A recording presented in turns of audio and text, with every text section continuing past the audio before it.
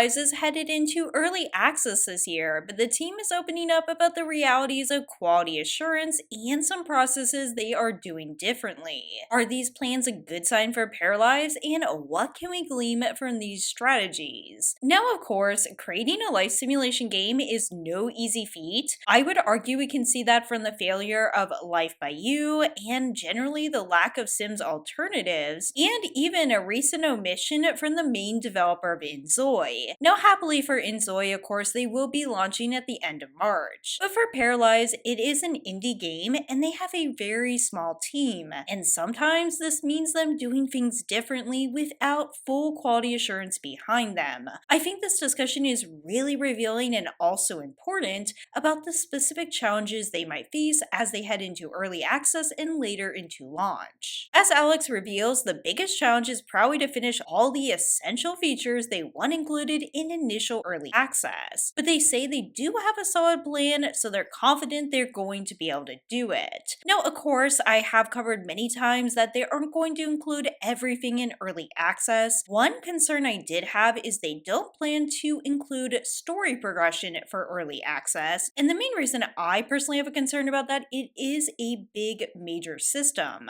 That aside, as I've discussed many times, I don't think they need everything in early access, and they need to balance out being reasonable and also having a strong foundation.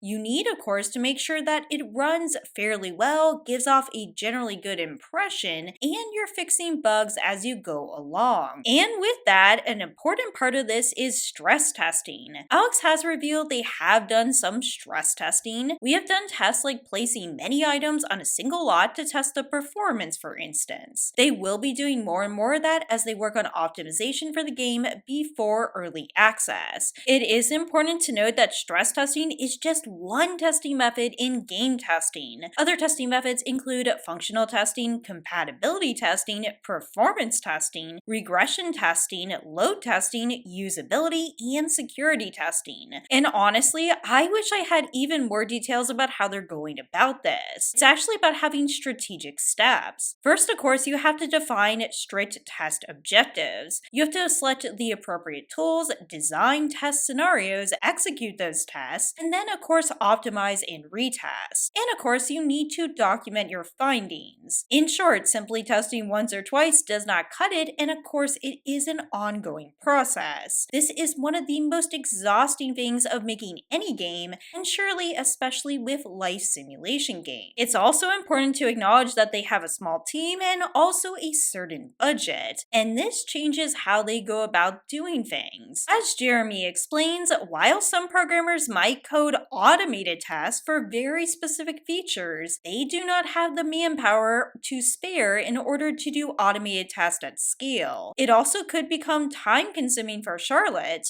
but we also do not have regression testing at scale either. Otherwise, she would have never had the time to do anything else. He did concede this might change in the future when they're done adding new features for early access, and they could change their testing focus. Automated testing is generally a bigger topic. I don't want to go too much into detail, but I do want to contextualize some things that he is saying here. Generally speaking, using automation tools, scripts can simulate a game's gameplay elements across a wide range of devices. Automated tests will evaluate factors like screen rendering, memory usage, and resource allocation. And again, I know this is a hot topic, but I still think it's important to cover. Some supposed benefits include increased efficiency and speed, comprehensive test coverage, early detection, and it also makes regression testing easier. However, I do think it's a mistake to rely on this too much. First of all, there is a high initial setup cost, which is a big disadvantage. There's also a risk of false positives and false negatives. There's also the maintenance overhead and challenges with complex scenarios. In short, this cannot replace other forms of testing, and personally, I do not think this is a big concern for Paralives. My bigger concern for Paralives would be that they don't have a very full team for these purposes. I do think in the future, if they can, they need to hire more people and a dedicated team for quality assurance. But I think financially, it might just not be there. Now, they said they are doing the best they can. So hopefully with playtesters and early access, we can get this game to a good start. And another thing I really like is just how personal and detailed they are with this game, and with this, they are working very closely with every single playtest. As Anna puts it, every playtest leads to lots of tweaks and changes in the features. I don't remember any specific event that made us see the game completely differently, but the game would be very different without playtests. So in short, they are trying to adjust and adapt to changes every single time they test this game, and that kind of persistence is what you need in order to launch a successful game.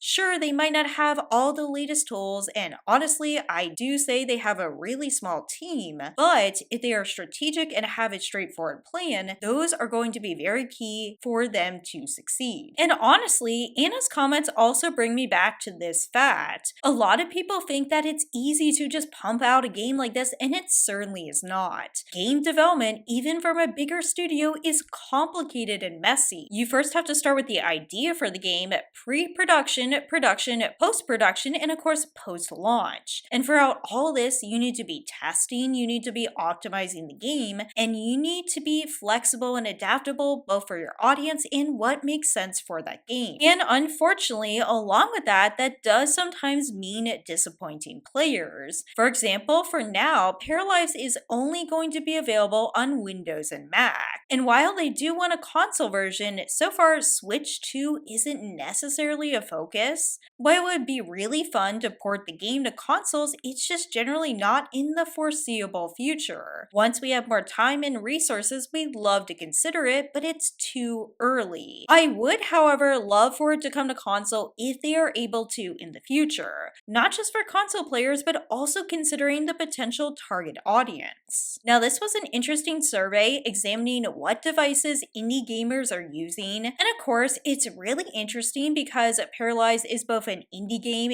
and a life simulation game, so I could see some overlap with these audiences. Of these, you can see that PC still reigns superior. However, console still is a decent target audience to consider. All in all, I do hope Paralives does come to console, but I understand why right now they really need to focus on getting a strong foundation. And of course, while early access does not need to be perfect, they need to make a good impression. To be honest, they are banking a ton on a successful launch. Alex himself is banking on this because of their decision for monetization. We have announced that there will be never any paid packs or paid DLCs. We want everyone to have the content the game has to offer just from purchasing the base game. We have calculated that the sales from the game will be enough to support us, ensuring we can add content and features for a good while. Regarding Patreon, we still have not decided on that. And I know many people disagree with me. I still personally would prefer paid DLC, though some people give examples like Stardew Valley. Please do keep in mind that Stardew Valley was, I believe, a solo developer, and also it's overall less complex. But I will say, of course I want them to succeed, and I hope it all works out in the end. Overall, as I say so many times, I have my own opinions about Paralyze and their development, but ultimately, they need to decide for themselves what risks they're going to take and what makes most sense for their game. Overall, this is a very complex topic, but I did want to go over some difficulties they are facing. I really hope early access goes well, and as always, I am excited to see more from this team. Please let me know what you think in the comments below. Take care, and I'll see you in the next video.